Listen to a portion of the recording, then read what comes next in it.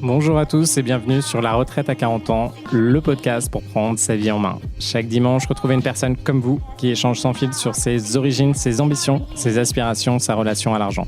Je m'appelle Victor Laura, je suis l'expert français du frugalisme et du mouvement FIRE, Financial Independence and Retire Early, indépendance financière et retraite précoce. Retrouvez mon livre La Retraite à 40 ans, c'est possible aux éditions Larousse. Pour rejoindre le mouvement FIRE, c'est sur devenirfrugaliste.com. Il y a une communauté, des workshops et des outils.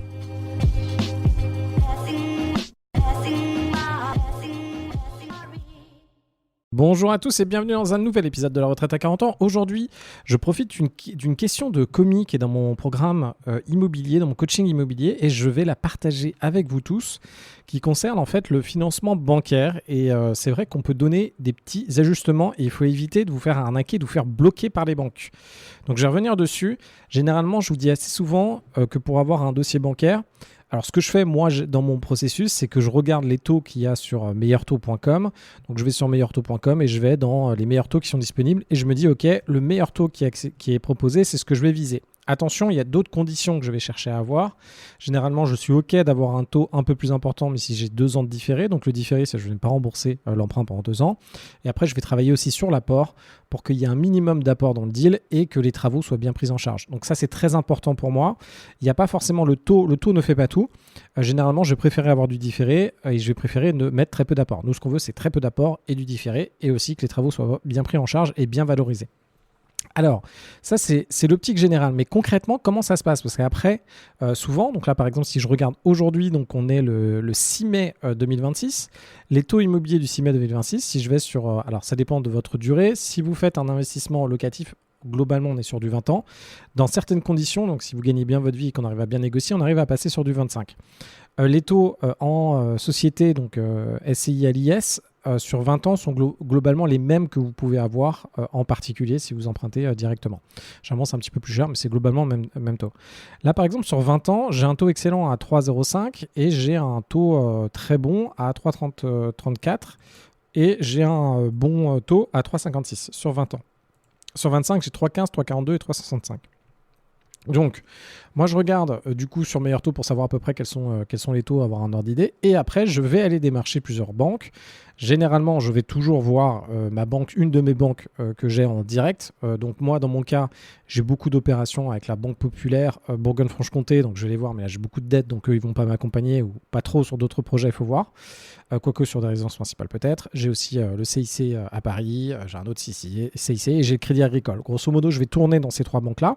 Aujourd'hui, si vous lancez dans vos crédits, pensez bien à contacter la Société Générale qui aujourd'hui prête pas mal. Donc en ce moment, cette année, j'aurais pas cru vous dire ça, mais ça prête pas mal. Par contre, là, attention, vous ne faites pas avoir. C'est-à-dire que quand vous faites votre investissement, donc là, imaginez, moi je vais vous dire, OK, fais 3 demandes. Et ce que font les banques aujourd'hui, c'est qu'elles font des simulations. Donc vous allez vous déplacer chez votre banquier.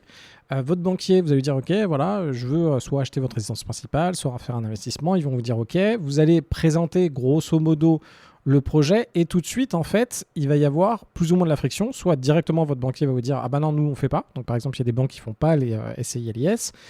Donc acheter en entreprise. Il y a des banques qui vont vous dire, ah ben non, ça, on ne le fait pas. Ou vous n'êtes pas déjà client chez nous, donc on ne le fait pas, etc. Donc vous allez voir les premières frictions. Et après, ce que va faire la banque, elle va vous faire une simulation. Donc là, vous allez vous retrouver avec un document qui va vous afficher, voilà, on peut vous prêter tant à tel taux et voici grosso modo un certain nombre de conditions. Mais vous n'avez pas toutes les conditions. Vous avez une simulation, ça varie en fonction des banques et c'est pour dire, d'après ce qu'on a compris, si le système marche bien et on pense grosso modo que ça va bien marcher, vous allez avoir un crédit avec tel taux et tel apport, etc. Et ils vont prendre des données plutôt génériques. Il n'y a pas forcément une étude poussée de votre dossier. Donc là, attention, c'est la banque, elle fait ça en fait pour s'assurer de vous donner un document et pas lancer toute l'analyse de votre dossier et que ça coûte trop cher à la banque avant de contracter avec vous. Donc il n'y a généralement pas toutes les conditions, il manque certaines choses et on vous expose par exemple, disons si on fait un emprunt sur 20 ans, je vais voir le Crédit Agricole, ils vont me faire une proposition de taux à 3,40 quoi. Je vais avoir une proposition de 3,40 et une proposition d'assurance peut-être qui sera affichée dessus. Et plus ou moins du différé, etc. Donc, je vais avoir ces informations-là. Alors, attention, parce qu'en fonction de comment vous faites des dossiers aujourd'hui, en fonction de combien vous gagnez, des évolutions, des remboursements, bref, il peut y avoir des divisés en 3 lignes de crédit différentes, etc., etc. Bon, bref, vous voyez le détail, on ne va pas rentrer là-dedans. Enfin, quand même, ça revient en fait un petit peu dur. De temps en temps, même moi, je ne comprends pas en fait les offres de prêt que vous obtenez. Hein. C'est pour vous dire, de temps en temps, je fais les calculs, je refais les trucs et c'est pas clair. Et je suis obligé de vous redemander, au banquier pour qu'on refasse l'analyse ensemble. Parce qu'il y a plein de petits systèmes d'astuces et puis franchement, il y a des moments, j'ai vraiment du mal à comprendre comment ils font. Bref, vous avez ça. Une fois qu'il y a ces éléments-là, l'enjeu, c'est que en fait, votre crédit n'est pas du tout validé. Alors attention, à un moment, j'ai eu beaucoup de problèmes avec la caisse d'épargne et je ne sais pas ce qui s'est passé dans leur système chez eux. Je les revoyais, je crois que c'était l'année dernière. C'était hyper agressif, les simulations qu'ils proposaient. Donc, c'était open bar. Ouais, donc on peut faire du 22 ans pour votre investissement locatif, plus 2 ans de différé, plus machin. Et je voyais des offres que je voyais nulle part. Et au début, je me dis, pourquoi pas. En fait, il y a des moments, comme un peu là, ce que je vous dis en ce moment sur la Société Générale, comme quoi ils prêtent bien et ça fonctionne bien avec eux en ce moment. Moi, je sais pas, de temps en temps, il y a des banques, ils ont envie de faire des crédits, ça tourne bien, et ils sont les meilleurs, ils ont une offre pour le moment. Il y a eu ça avec Boursobank à un moment, c'était fantastique. Ils nous redonnaient 100 € de remboursés sur votre emprunt par co-emprunteur. Donc, on faisait des investissements J'ai fait une coloc à Bordeaux, on avait, je crois, 500 € de cash flow, mais vu, on a rajouté la cave, on a rajouté, je crois, 50 ou 100 € de cash flow grâce à la cave, donc on est monté à 600. Et après, on a rajouté, vu que c'était 2 co-emprunteurs, 2 fois 100 €, parce que Bourso remboursait des intérêts sur l'emprunt, et du coup, on a augmenté encore plus du cash flow de 200 €. Donc c'est fantastique, de l'argent gratos, quoi. Sans argent, enfin gratos. On se comprend. Et là, ce qui se passe, c'est attention, parce que la caisse d'épargne, par contre, c'était tout le contraire. Il vous appâtait avec des simulations qui étaient fantastiques. Vous étiez là, ok, vous challengez avec d'autres banques, et finalement, les autres banques, donc une fois que vous avez votre simulation, qu'est-ce que vous faites ? Vous regardez ce qu'on vous propose concrètement, et peut-être que dans le contexte, dans la situation dans laquelle vous êtes, en tout cas avec les interlocuteurs que vous avez, bon, il y a un mec qui vous propose 3,56, un autre mec qui vous propose 3,40, et un autre mec qui vous propose 3,70. Et il y en a un qui vous met du différé, l'autre non, etc. Donc c'est à vous de faire vos courses pour arbitrer ce que vous voulez réellement, et renégocier, et puis parler des offres entre les banques.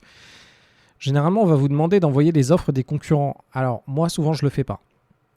En fait, je ne le fais pas. J'envoie pas les offres des concurrents ou j'envoie, en fait, ce qui m'arrange, j'envoie juste la capture écran de l'élément. Je n'ai pas forcément envie d'envoyer toute l'offre des concurrents, donc je le fais assez rarement. Après, c'est à vous de voir comment vous les négociez. Ça dépend de comment vous avez ça.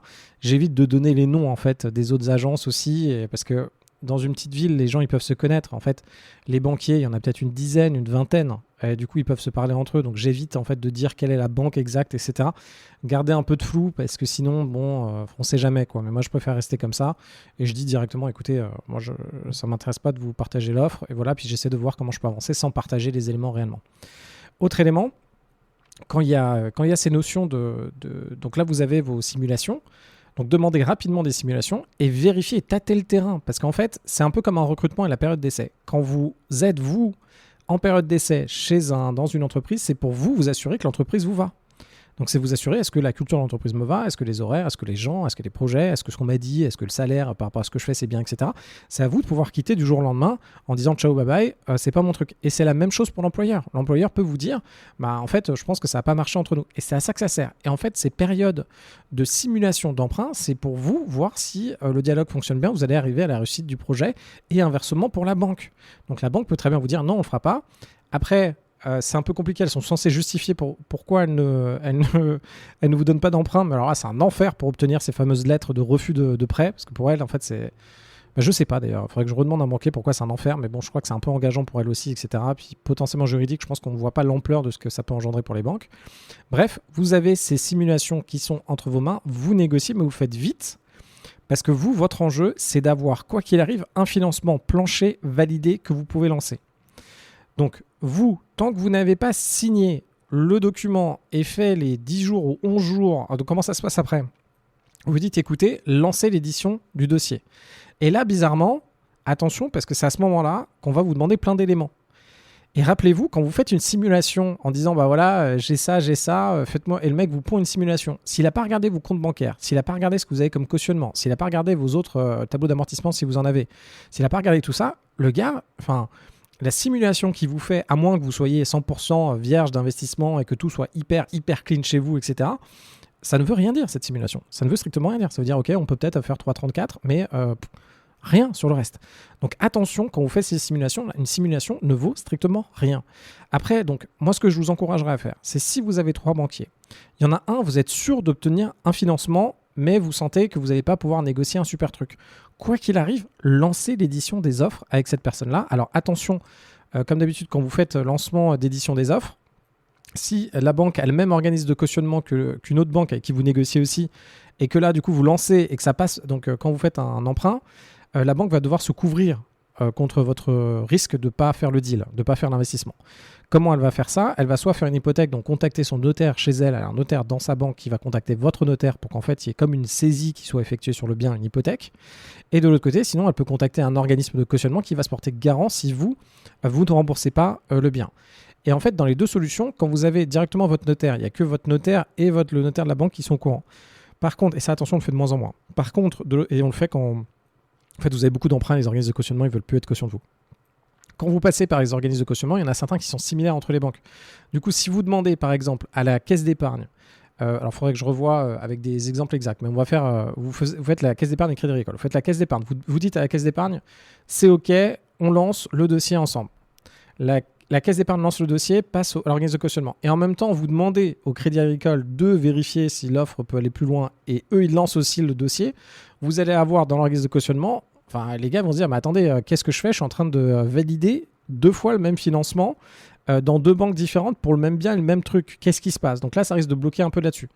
C'est entendable. Ça risque d'être un peu... enfin là, vous expliquez, c'est le même bien. Vous n'êtes pas en train d'acheter 2 biens en même temps, des doublettes, des triplettes, je ne sais pas quoi.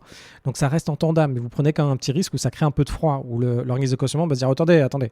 Un organisme de cautionnement cherche quelqu'un qui a un bon père de famille. C'est pour ça que d'ailleurs, moi, sur un investissement, d'ailleurs, ils n'ont pas voulu me le valider. J'ai essayé de creuser, donc j'ai chopé le numéro du mec de l'organisme de cautionnement. J'ai chopé le gars qui a traité le dossier, l'analyste, qui en fait m'a dit, non, mais en fait, c'est mon boss... il a regardé que vous étiez en ligne, il vous aime pas, il apprécie pas votre truc, donc non. Bon, voilà, ça arrive. Bon, il y a des gens qui m'aiment pas, des gens qui m'aiment bien, bref, c'est la vie. Et du coup, vous, dans votre cas, moi, ce que je vous encourage à faire, c'est vous devez minimiser le risque et être le moins stressé possible. Quand en plus vous avez un dossier qui peut être un peu border, c'est-à-dire que vous avez un dossier, vous n'avez pas tant d'épargne que ça, vous n'avez pas un salaire, enfin, soit votre dossier il passe entre guillemets crème, vous êtes parfait. Votre salaire, votre taux d'endettement, vous faites les calculs, tout rentre bien, c'est bon.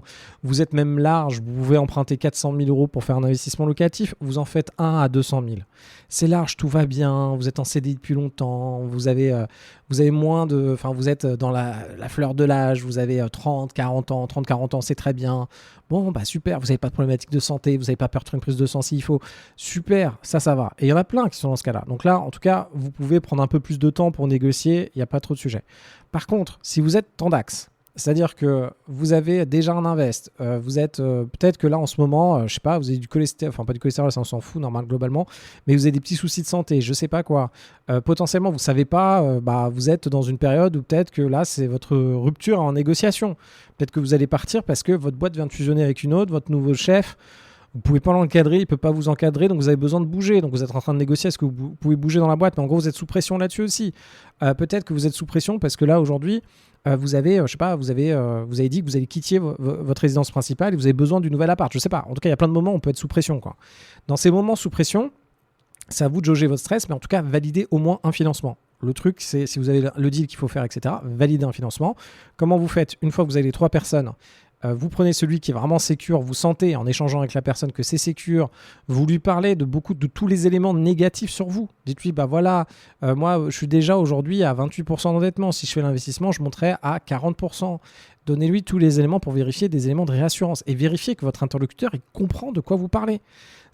Et ça c'est un peu plus dur parce qu'il y a plein de personnes qui en fait sont tellement persuadées de comprendre, mais en fait elles comprennent rien que c'est un peu dur, mais votre banquier en face, il faut que vous arriviez à le jauger. Et il faut le juger réellement, vous dire est-ce que le mec il comprend, est-ce qu'il va vraiment emmener mon dossier jusqu'à la fin et est-ce qu'il est fiable quoi, parce qu'il y a des banquiers, ils vont dire oui, il y en a plein, moi j'ai eu plein de fois ce dossier-là.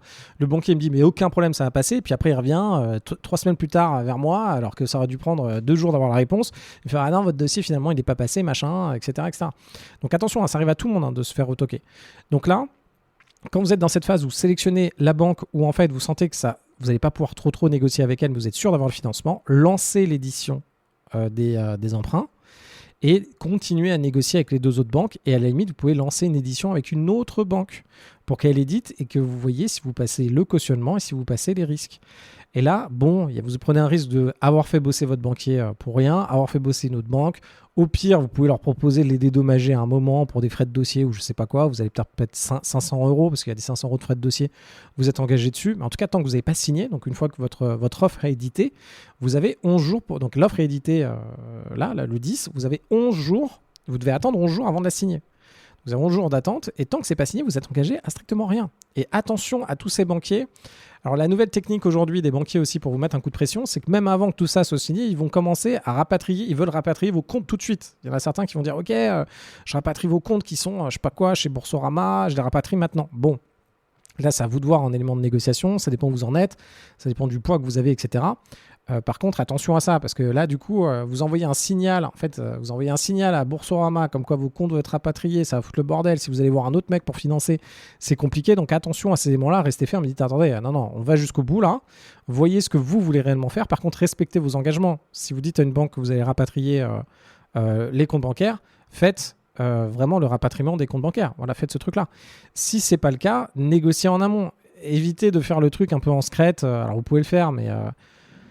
le truc où vous dites oui, finalement vous envoyez vos flux, puis vous les envoyez pas. Bon, ça, en réalité, ça vous coûte pas grand-chose. Alors, ça dépend d'où vient votre flux, mais ça vous coûte pas grand-chose de basculer des salaires autre part chez quelqu'un d'autre. Et dites-vous que franchement, vous avez fait un investissement avec quelqu'un.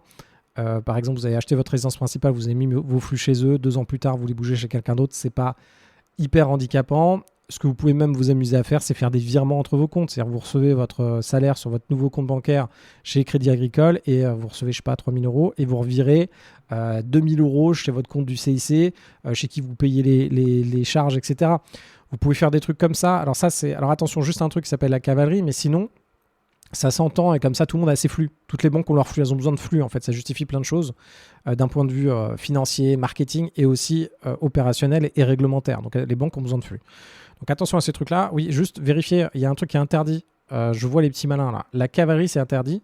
Donc, par exemple, si vous avez 3 boîtes qui vous appartiennent, faire qu'une boîte fait par exemple 1 million de chiffre d'affaires, refacturer 1 million d'une deuxième boîte à votre première boîte pour dire que vous avez une deuxième boîte qui fait 1 million, refaire ça sur une troisième boîte pour dire qu'elle fait 1 million et après lever de la dette sur chacune des boîtes. Attention, ça c'est une technique qui globalement fonctionne. Par contre, c'est interdit et c'est illégal. Donc c'est, je crois, pénal. Faudrait que je regarde avec un avocat. Il faut que je fasse venir des avocats pour qu'on s'amuse un peu sur le podcast. Mais attention à ces techniques où vous faites transvaser de l'argent. Quand c'est vous, de façon générale, sur vos comptes bancaires pour faire plaisir à vos banquiers, c'est pas trop grave d'envoyer de l'argent, des flux entre vos différents comptes et de faire passer de l'argent. Attention aussi, quand vous faites ça, ça dépend de vos revenus, etc. Mais ça fait un peu bizarre. C'est-à-dire que quand vous allez avoir les inspecteurs des impôts qui vont voir qu'il y a 10 000 balles qui se baladent entre tous les comptes, etc. Bon, si c'est usuel, parce que vous êtes habitué à le faire, parce que vous avez des raisons, et que vous le faites depuis longtemps, tout le monde s'en fout. Mais par contre, si vous commencez à faire des trucs un peu foufou avec vos comptes bancaires, après, à chaque fois, ça dépend. Si vous avez beaucoup de fonds, on s'en fout un peu. Si vous êtes un peu ric-rac et que vous commencez à faire des gros virements entre vos comptes, attention à ça. Les gens vont regarder, vont se dire qu'est-ce que fait le mec. C'est comme si demain, il y a beaucoup de TikTok où il y a des gens qui essaient de retirer de l'argent sur leur compte bancaire. Et en fait, ils font un scandale parce qu'ils n'arrivent pas à retirer 1 000 euros de leur compte bancaire en cash ou 2 000 ou 3 000 euros de compte bancaire en cash. Mais en fait, ce qu'on ne voit pas, c'est que les gars ont souvent que ça. C'est-à-dire qu'ils ont, soit ils avaient que dalle, puis ils ont que 3 000 euros, ils essaient de retirer de l'argent, ils n'y arrivent pas, ils sont vraiment dans la merde. Pour la plupart d'entre nous, on arrive à retirer de l'argent. Voilà, vous allez dans un guichet, vous voulez retirer 3 000 balles d'un coup. Si vous avez les moyens, ça passe largement et personne ne va vous faire chier sur les 3 000 euros que vous retirez comme ça, si vous avez les moyens de faire ça. Donc ça dépend vraiment de vos moyens là-dessus. Bref, tout ça pour dire, les guys, attention quand vous faites vos négociations bancaires. Donc je reprends, vous regardez sur meilleur taux, quels sont les taux. Deuxièmement, soyez conscient de votre condition. Donc si vous vous rendez compte que vous, votre cas aujourd'hui n'est pas tip-top, donc vous n'avez pas beaucoup d'apport pour le deal, donc vous avez moins de 10% à montrer pour l'opération, si vous vous rendez compte que c'est un peu ric-rac en termes de délai, etc., attention dans ces situations-là, sécuriser un financement. Donc ce que vous faites, c'est que vous allez voir 3 banques, dont votre banque normalement, qui est globalement peut vous accompagner. Attention quand vous faites des investissements en province, c'est un peu plus compliqué pour les banques.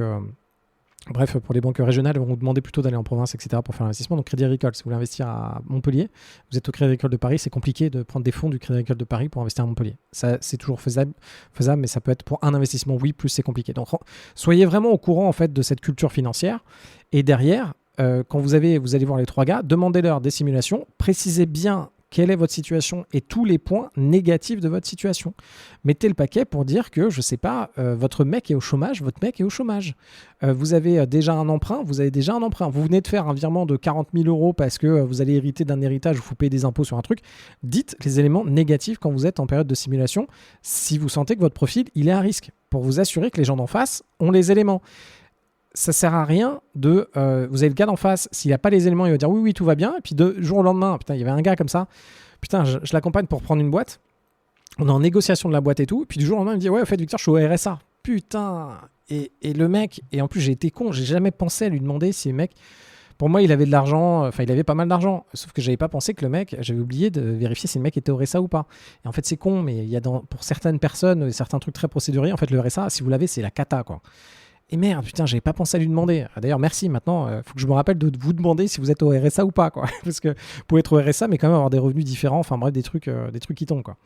Bref, donc voilà. Donc là, pensez bien à voir vos simulations. Sécurisez votre financement avec une banque. Dès que vous avez une banque, même si c'est pas les conditions les plus spectaculaires, tant que les conditions vous vont, donc rappelez-vous, hein, vous regardez et vous vérifiez que votre investissement fonctionne. Si on commence à vous demander trop d'apports et que vous finissez par avoir un investissement qui ne fait pas de la rentabilité, et si vous, votre objectif, c'est de faire de la rentabilité, ne faites pas le deal. Hein. Il y a un moment, il faut arrêter, quoi. Les conditions, c'est pour ça que quand on fait une offre, on met bien les conditions de financement. Autre élément, sécuriser cet investissement, négocier avec les 2 autres banques, voire 3 autres banques.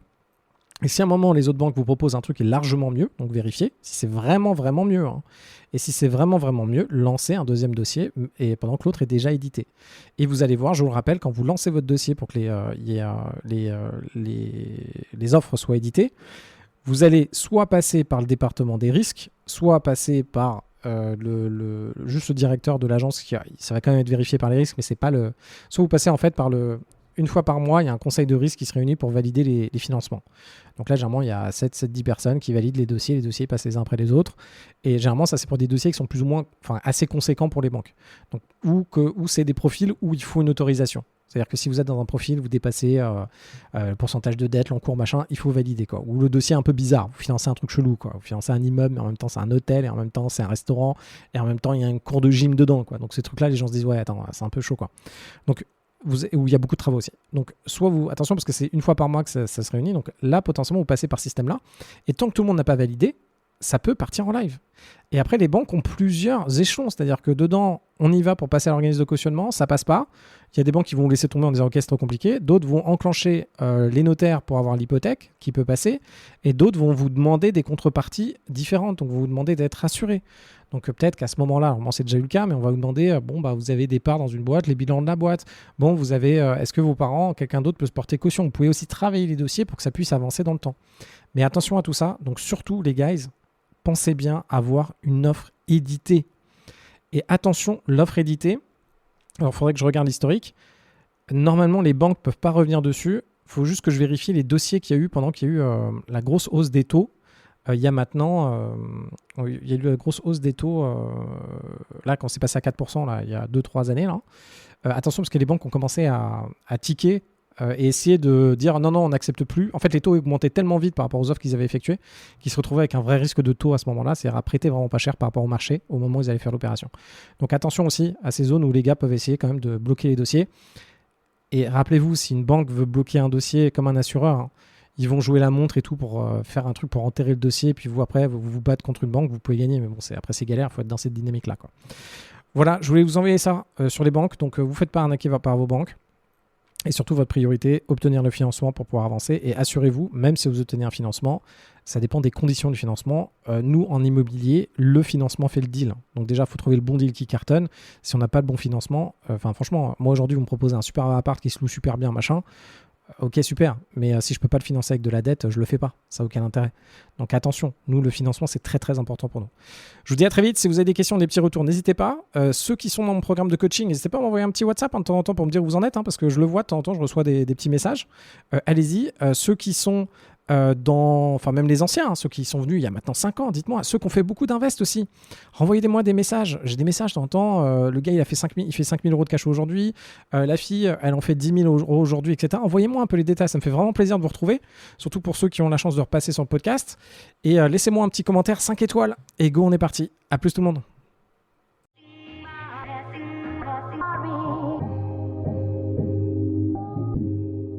vous venez d'écouter un épisode de La Retraite à 40 ans. N'hésitez pas à en parler autour de vous, à vous abonner, à rajouter 5 étoiles et à mettre un petit commentaire. Ça nous aide vraiment beaucoup. Pour être informé des nouveautés, rendez-vous sur devenirfrugaliste.com.